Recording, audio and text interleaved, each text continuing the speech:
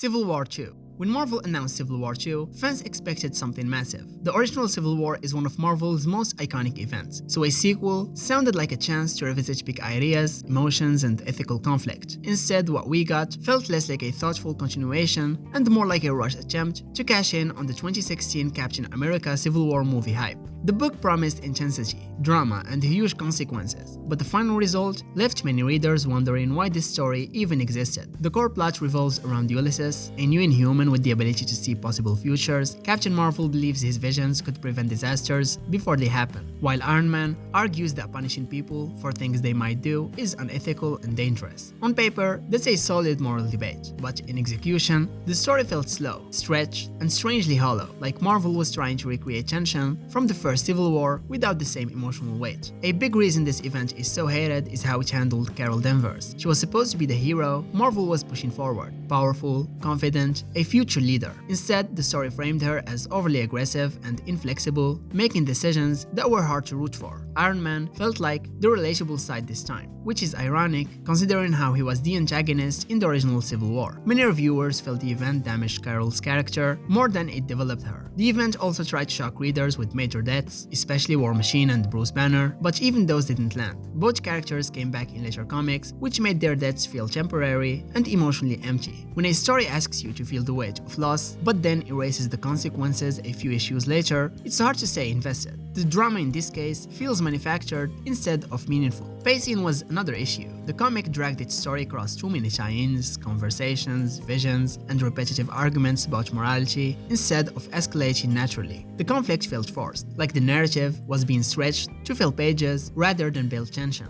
By the time the final issue landed, most readers were exhausted, not thrilled, articles titled "Civil War II is finally over" and "we all lost" pretty much say it all. Today, Civil War II is remembered as one of Marvel's most disappointing event books, not because it was offensive or outrageous, but because it was unnecessary, slow, and weaker than what it was trying to follow. It didn't deepen characters, it didn't reshape the universe, and it didn't justify its own existence. It's a rare case where a big crossover with all the right pieces just never came together.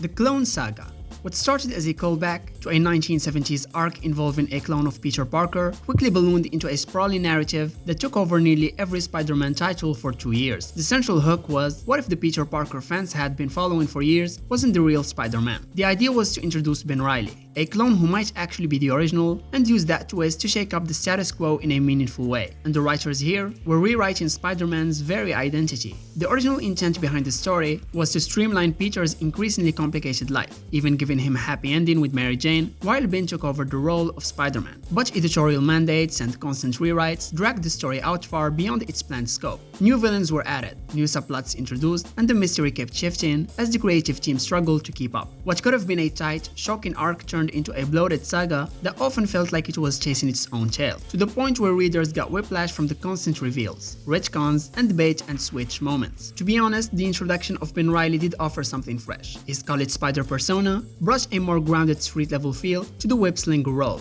and his personality resonated with a lot of readers. There was real potential in letting Peter retire and allowing Ben to take over, but the longer the saga went on, the more confused things became. Villains like Kane and Judas Traveler were introduced with dramatic flair, but lacked the clarity and consistency needed to make them stick. And as more clones appeared, including Gwen Stacy's, the emotional impact of the story got lost under the weight of its own complexity. Fans grew frustrated by the length, and by how it seemed to disrespect everything they had invested in Peter. Being told that the Peter Parker they'd followed for decades might be a clone felt like a betrayal, even though Marvel eventually reversed course and revealed Peter was the original after all. Despite the backlash, the Clone Saga has undergone something of a partial re-evaluation in recent years. Ben Reilly became a fan favorite and has since made several returns, often met with enthusiasm, but Saga's original run still remembered as a cautionary tale in how not to handle major status quo shifts. The idea wasn't the problem, it was the execution, the endless rewrites, and the editorial chaos behind the scenes that turned a compelling concept into a prolonged narrative mess. And what could have been a bold new chapter became one of the most infamous roller coasters in Spider-Man history. Avengers: The Crossing. It is one of those storylines Marvel hopes everyone quietly forgets, and honestly, you can see why. Released in 1995, it arrived during a shaky era for the Avengers, when sales were slipping and Marvel was throwing anything at the wall to see what stuck. Instead of a cool reset or a bold new direction, fans were hit with a plot that felt like a desperate rewrite rather than a meaningful evolution. The most infamous part, the story suggests Tony Stark had secretly been working for Kang the Conqueror for years. Yup, Iron Man, core Avenger, secret villain. Nobody asked for that. This twist alone made readers furious, not because of the drama, but because it rewrote decades of character history. Overnight, Tony Stark wasn't a hero with flaws. He was suddenly a sleeper agent, responsible for multiple deaths and betrayals. It felt cheap, unearned, and completely out of character. If the goal was shock value, they achieved it. If the goal was to make fans love Iron Man more, well, they got the opposite result, because readers now viewed Tony as a traitor with no build-up or justification. And Marvel didn't stop there, they doubled down. After Tony Stark goes off the deep end, the Avengers decide the only way to stop him is to travel into the past and grab a teenage version of Tony to replace him. So now we have two Iron Man, one evil adult, and one awkward 19-year-old trying to fight his future self. It sounds wild enough to be fun, but instead came off messy, rushed, and emotionally flat. Instead of fixing Tony, the storyline replaced him with Teen Tony, who no one connected to or wanted. Teen Tony becomes the new Iron Man, which was supposed to be a fresh start, but fans didn't buy it. They didn't want a reboot. They wanted the character they'd been following for decades, just written better, not replaced like a faulty machine part. The whole thing felt like a brand reset, disguised as a dramatic plot twist, and it ended up alienating both old fans and new readers. Marvel hoped younger Tony would bring in a younger audience, but he barely lasted enough for anyone to care. The rest of the event didn't help either. New characters like Deathcry appeared and vanished without impact, Wasp mutated into a literal insect, and the tone felt like 90s chaos for the sake of chaos. Instead of building epic stakes, every issue pushed the story deeper into confusion. Fans weren't angry because it was bold, they were angry because it felt sloppy, forced, and disconnected from everything that made the Avengers special in the first place. Eventually, Marvel hit the reset button, adult Tony returned, Teen Tony faded into oblivion, and the crossing was slowly swept under the rug. To this day, it's rarely referenced, almost never reprinted, and widely considered one of the worst Avengers events ever written. Trouble. It is one of those Marvel comics people still bring up with disbelief, not because it was bold or brilliant, but because nobody can figure out why Marvel ever made it. It came out in 2003, and it was designed to revive the old teen romance genre from the 1950s. The problem, instead of a fun nostalgic love story, readers got one of the most uncomfortable retcons to ever hit Spider-Man's world. It was marketed as something fresh and stylish, which makes its content even more surprising. The series follows four teenagers, May, Mary, Ben, and Richard, names that instantly set off alarms for Spider-Man fans. It doesn't take long to realize these are meant to be young versions of Aunt May, Uncle Ben, and Peter Parker's parents. Marvel insisted it was just a cute throwback, but the story very much treated them as the real characters, which immediately put pressure on every plot decision. And then the comic throws its curveball. May has an affair with Richard, gets pregnant, and Mary pretends the baby is hers. The implication, loud and clear, is that Aunt May might secretly be Peter's mother. Readers hated it because it felt pointlessly disrespectful to the characters who were never meant to be part of a teen soap opera. Aunt May isn't known for scandal, she's known for kindness, wisdom, and emotional support. Turning her into a messy romance drama lead felt like rewriting a beloved grandmother into a reality show character. The attempt to redefine Spider-Man's family tree landed with a thud instead of shock, because nobody asked for this story in the first place. If the plot wasn't enough, the marketing made everything weirder. The covers featured real actresses posing in bikinis, which immediately confused readers, especially since Marvel aimed the book at teen drama fans. Instead of helping sales, the covers pushed the comic into a creepy, uncomfortable tone that didn't match the writing or audience. It felt both outdated and desperate, as if Marvel thought scandal alone could sell the book. Spoiler, it didn't. The comic didn't sell well, wasn't well reviewed, and quietly disappeared after 5 short issues. Most fans assumed Marvel would never mention it again, and honestly, that would have been the best outcome. But in 2011, after Mark Millar became a big Hollywood name thanks to Kick-Ass and Wanted, Marvel decided to reprint Trouble in a collected edition. Talk about a bad decision. To this day, Trouble remains a comic that exists only for people who love looking back at Marvel's strangest creative decisions. It didn't revive romance comics, it didn't enrich Spider-Man's history, it didn't even shock people in an interesting way. If there was a comic Marvel might secretly wish never happened, Trouble would be near the top of that list. Secret Wars 2. The original Secret Wars wasn't high literature, but it was fun. Heroes and villains teleported to a battle planet to punch each other for a toy line. It delivered exactly what it promised. It was simple, chaotic, and surprisingly influential. So naturally, Marvel wanted to strike gold twice. Enter Secret Wars 2, a sequel that aimed bigger, but somehow managed to feel smaller, stranger, and significantly less loved. Instead of epic battles and cosmic spectacle, we got something nobody expected. The Beyonder comes to Earth and tries to understand the humans. In theory, that could have been an interesting story. A cosmic god wandering Earth to understand emotion, morality, and humanity. There's potential there, but in execution, it felt less philosophical and more like watching an alien toddler learn how to use society. The Beyonder gives himself a physical body, tries to eat food, tries to date people, tries to understand crime and love and plumbing. Yes, Spider-Man literally teaches him how to use a toilet. That's not a joke, that's actually in the comic. Most fans wanted another massive crossover with big stakes and explosive drama. Instead, they got a cosmic being trying to flirt, hang out, and figure out life like a confused exchange student with unlimited power. The tone was all over the place, sometimes comedic, sometimes poetic, sometimes weirdly romantic, and then suddenly world-ending. It never picked a direction, so it never found a rhythm. Readers didn't know whether to take it seriously or laugh at it,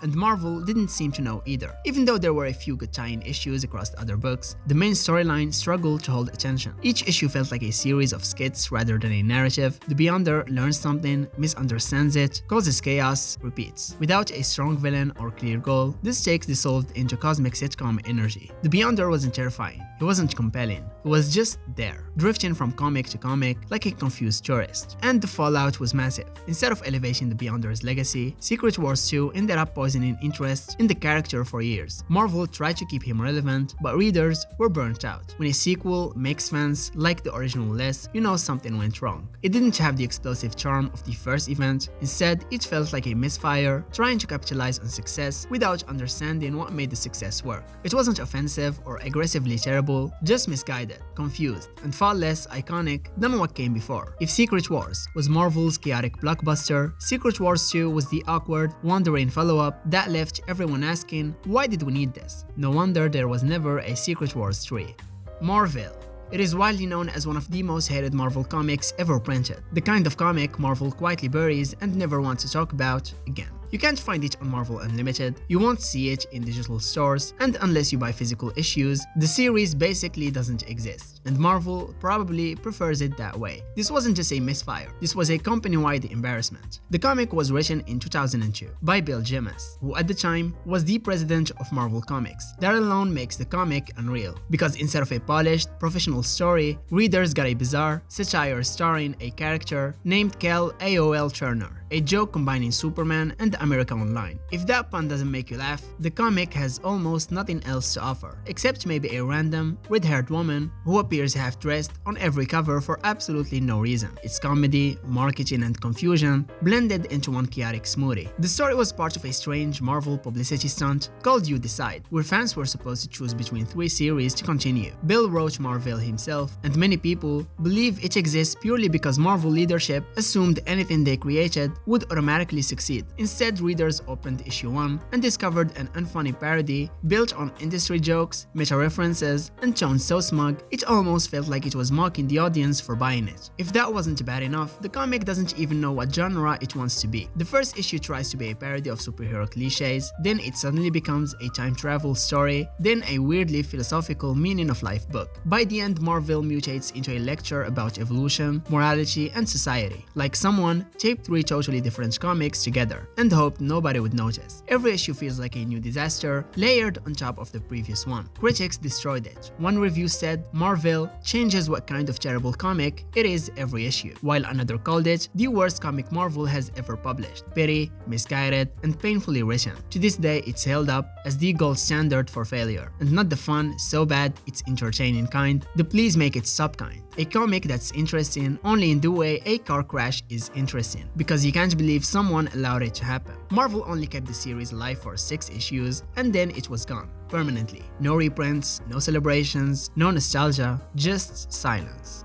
Heroes Reborn. In the late 90s, Marvel was in trouble. Real trouble. Sales were collapsing, the comic bubble had burst, and the company was sliding toward bankruptcy. Before the MCU existed, before Iron Man was a global icon, Marvel was desperate for anything that could revive interest in their classic heroes. Their solution was a massive reboot called Heroes Reborn, a project meant to reimagine the Avengers, Fantastic Four, Iron Man, and Captain America for a new generation. It sounded ambitious, bold, and in the end, it became one of the most controversial reboots in Marvel history. To generate hype, Marvel brought back two superstar artists who had left years earlier to form Image Comics, Jim Lee and Rob Liefeld. On paper, this was a dream move. These two were legends of 90s comic art. Splashy, oversized muscles, big guns, dramatic poses, everything loud and extreme. Marvel assumed fans would rush back just to see what these creators did with beloved characters. And at first, sales looked strong, but the excitement didn't last long. The problem wasn't the artists themselves, it was the direction of the reboot. Instead of feeling like modern updates to classic characters, Heroes Reborn felt like a complete personality override. Familiar heroes were redesigned beyond recognition, plots took strange turns, and the tone was so aggressively 90s edgy that it almost felt like a parody of itself. Captain America's proportions became infamous, Iron Man and Fantastic Four read like alternate universe versions instead of the characters fans loved. Readers started to realize that this relaunch wasn't building something new, it was erasing history to start fresh, without offering anything better in return. Even though Jim Lee delivered solid artwork and gave Iron Man and Fantastic Four a bit more polish, Rob Liefeld's Avengers and Captain America books were mocked instantly for awkward anatomy, odd storytelling choices, and a tone that just didn't fit the characters. It wasn't reinvention, it was disorientation. Marvel expected Heroes Reborn to save the company. Instead, fans rejected it so loudly that Marvel reversed course only a year later, launching Heroes Return, where the characters were restored to their classic selves. Since then, Marvel has been far more cautious about line-wide reboots. Today, Heroes Reborn sits in a strange place, not hated because it was offensive, but because it felt like a corporate panic button disguised as creativity. It's remembered as the moment Marvel tried too hard to modernize, too fast, with too little planning. It didn't ruin characters permanently, but it became a warning sign about reboots that forget what people loved in the first place.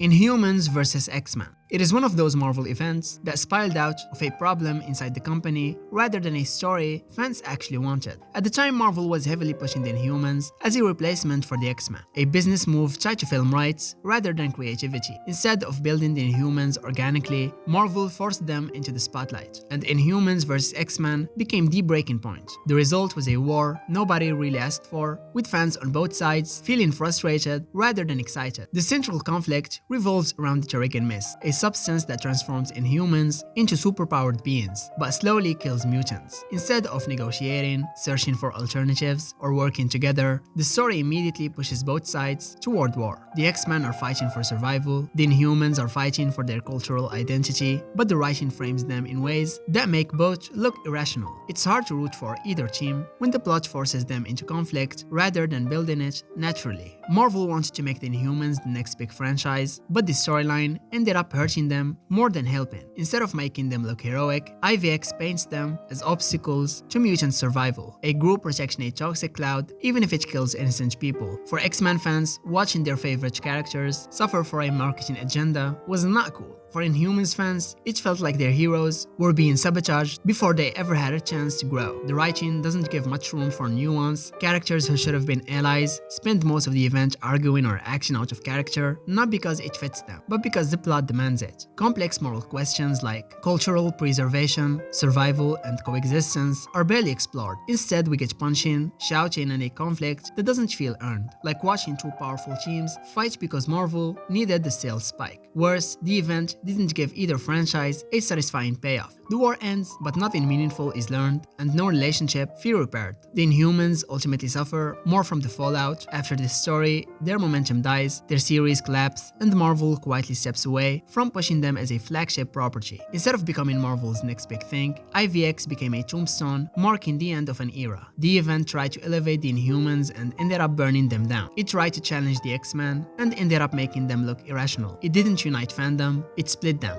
And in the long list of Marvel events, IVX stands as a perfect example of what happens when storytelling follows business instead of passion.